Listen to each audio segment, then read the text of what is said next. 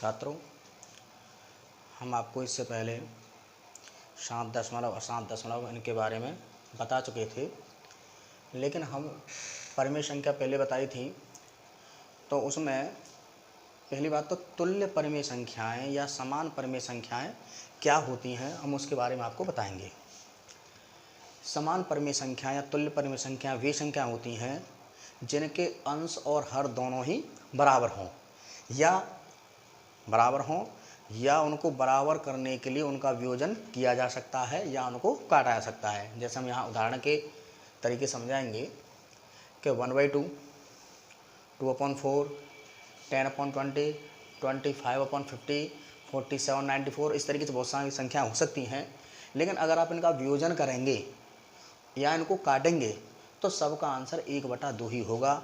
इस प्रकार की परिमेय संख्याओं को हम तुल्य परिमेय संख्याएं कहते हैं।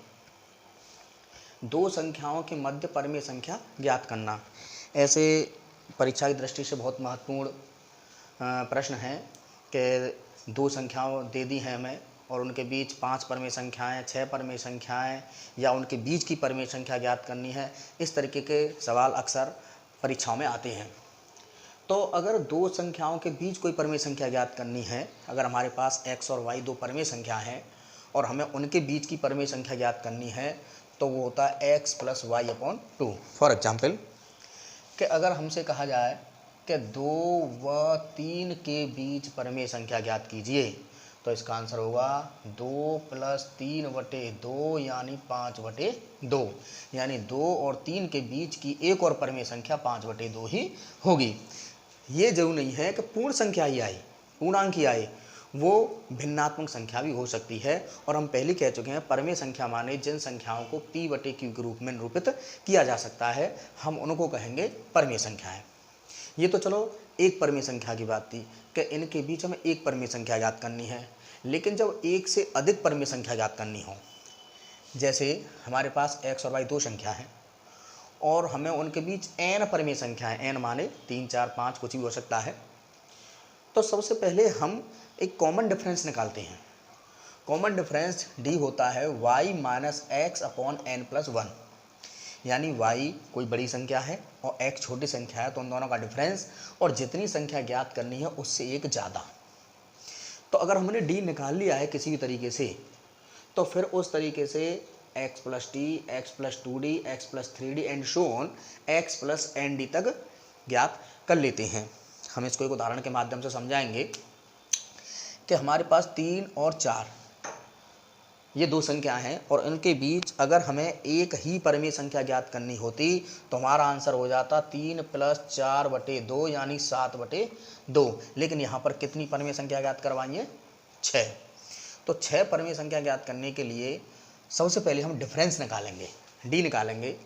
तो जो हमने बताया था बड़ी संख्या माइनस छोटी संख्या, तो 4 - 3 अपॉन 6 + 1 यानी 1/7। अब जो छोटी संख्या है उस सब में हम 1/7, 2/7, 3/7, 4/7, 5/7 और 6/7 6 संख्या है। तो अगर 7 जोड़ी जाती तो यहाँ पर 7 + 1 यानी 8 होता, तो फिर हम सब में 1/8 जोड़ते। अगर आप यही सपोज करो कि आपने सब 6 संख्या लिख दी हैं इसी में आप 7 संख्या नहीं लिख सकते हैं, फिर आपका आंसर गलत हो जाएगा, क्योंकि पहले से ही हमें प्री प्लानिंग करनी पड़ती है। तो अगर 7 संख्या ज्ञात करनी होती तो यहाँ 7 + 1 8 लिखा जाता, फिर सब में 1/8, 2/8, 3/8, 4/8 इस तरीके से लिखा जाता। तो यहाँ ध्यान रखने की बात है कि अगर 6 संख्या है तो 6 + 1, 7 हैं तो 7 + 1। ऐसा नहीं कि अगर हम 7 भी लिख सकते तो 3 + 7/7 लिख देते, ऐसा नहीं होता। इसको आप सॉल्व करेंगे तो 22/7, 23/7, 24/7, 25/7, 26/7 और 27/7 ये संख्याएं आपकी आ जाएंगी निकल करके। दूसरा एग्जाम्पल भिन्नात्मक वाला, परिमेय संख्या वाला, कि 3/5 और 4/5 के बीच आपको कितनी परिमेय संख्या ज्ञात करनी है? 5 परिमेय संख्या आपको ज्ञात करनी है। वही पहले की तरह पहले डिफरेंस निकालेंगे, 4/5 - 3/5 अपॉन 5 + 1, क्योंकि यहाँ पर कितनी ज्ञात करवाई है? 5, तो इसलिए यहाँ पर 5 + 1। 4/5 और 3/5 का डिफरेंस होता है वो 1/5 होता है और 5 और 1 6 होते हैं, तो इसलिए यहाँ पर हो गया 1/30। जो डिफरेंस आया है वो कितना आया है? 1/30। इस तरीके से आप 3/5 में 1/30 जोड़ेंगे 2/30 जोड़ेंगे, 3/30 जोड़ेंगे, 4/30 जोड़ेंगे, 5/30 जोड़ेंगे। यहाँ पर आप 6/30 नहीं जोड़ सकते हैं। अगली संख्याएं लिख सकते हैं, यानी हमने यहाँ 5 संख्याओं के लिए है तो 1 2 3 4 5 ही लिखेंगे। यहाँ पर 6/30 करके अपनी होशियारी मत दिखाना ज़्यादा। आप इनको सॉल्व कर लेना तो इस तरीके से आपकी 5 संख्याएं आ जाएंगी। इस तरीके से आपकी एक्सरसाइज भी हैं, अपने आप एक्सरसाइज को हल करना। NCERT की 1.1 एक्सरसाइज है, स्वयं हल करके देख लेना। ये परिमेय संख्या हो गई। अब मैं अपरिमेय संख्या के बारे में बात करूंगा। तो पहली बात तो अपरिमेय संख्या होती क्या है। अगर हमने आपको परिमेय संख्या बताई थी कि परिमेय संख्या क्या आती है, जिनको हम P/Q के रूप में लिख सकें उनको हम परिमेय संख्या कहते हैं। लेकिन अब यहाँ पर जिनको हम P/Q के रूप में नहीं लिख सकते हैं उनको हम अपरिमेय संख्याएं कहते हैं, यानी जिनको हम भिन्नात्मक रूप में नहीं लिख सकते हैं उनको हम अपरिमेय संख्याएं कहते हैं। जैसे √2 है, क्योंकि इसका पूर्ण वर्ग होता ही नहीं है। √5 है, पूर्ण वर्ग होता ही नहीं है। पाई है, क्योंकि पाई का मान फिक्स होता ही नहीं है। 3.14 न जाने कितने अंकों तक होता है, लेकिन फिक्स नहीं है और न उसकी पुनरावृत्ति होती है। तो इस तरीके से ये पाई भी एक परिमेय संख्या है।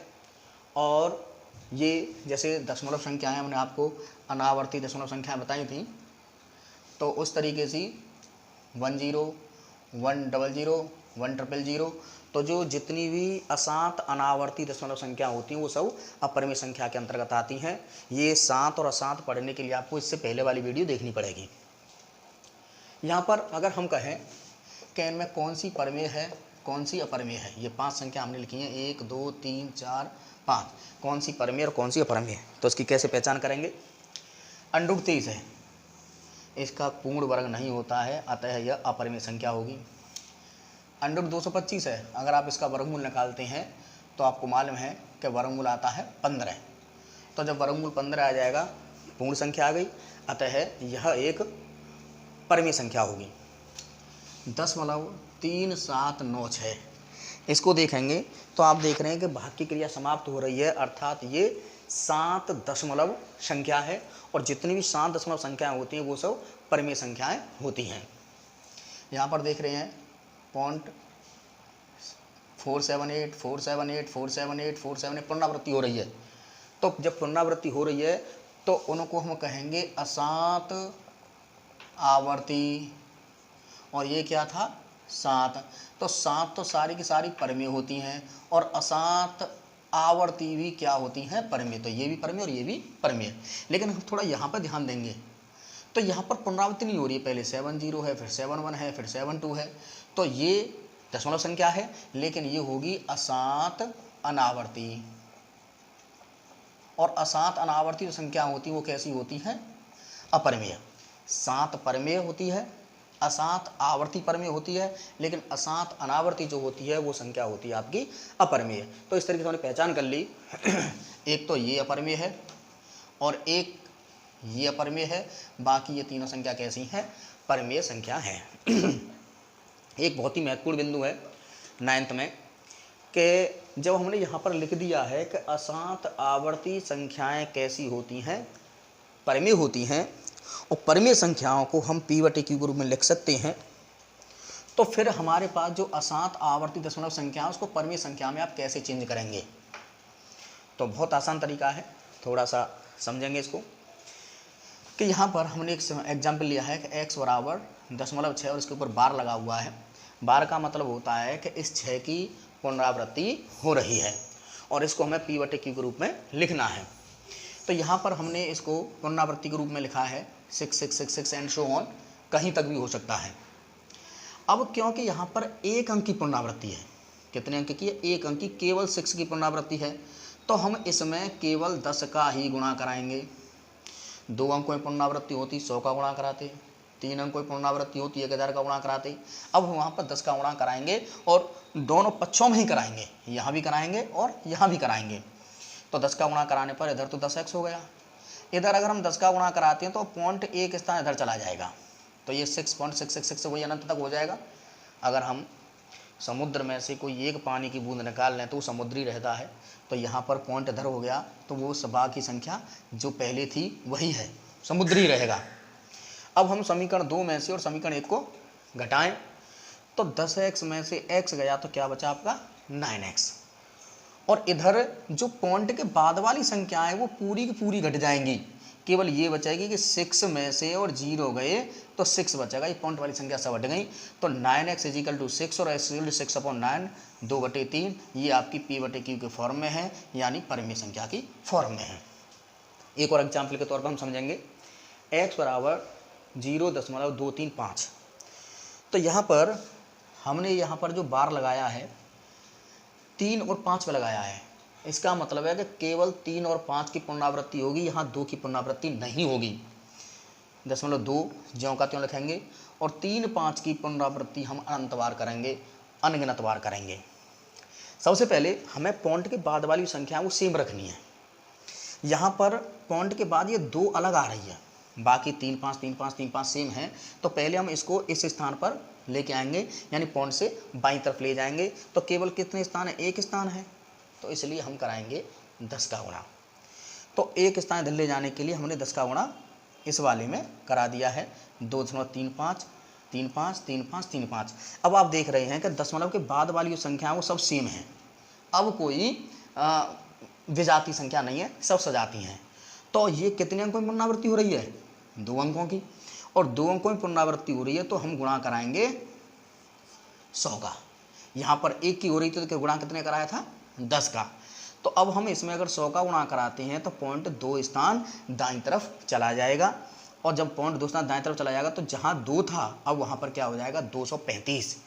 तो इधर हम 10 में अगर 100 का गुणा कराते हैं तो 1000 हो जाएगा। तो 1000x = 235.35, 35, 35 एंड सो ऑन, ऐसे चलता रहेगा, जो आपने पहले एग्जाम्पल में देखा है।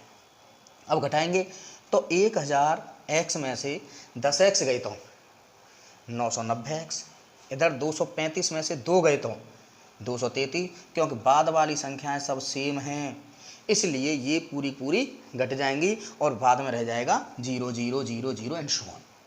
और x बराबर करेंगे तो 233/990, यही आपकी परिमेय संख्या है जो कि p/q के रूप में है।